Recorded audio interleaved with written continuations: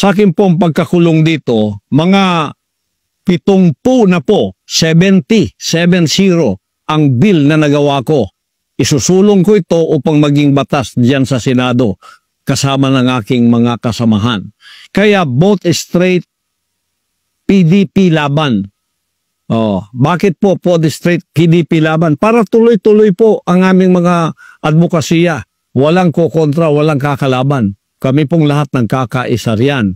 Pagkatapos, siguridad pa rin ito ng ating Vice President na pinaginitan ng mabuti.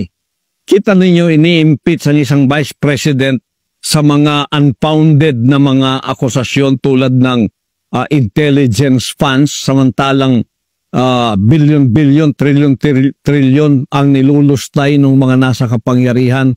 Wala namang mga pagtawag sa Kongreso upang ito'y imbestigahan.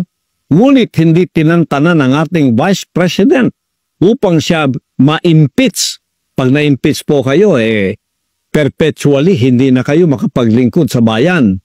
Hindi na kayo pwedeng maglingkod pa. Perpetual po yan. O kaya habang buhay, hindi ka na pwedeng pumasok pa sa paglilingkod sa bayan. Yan ang gusto nilang mangyari kay Vice President Sara Duterte.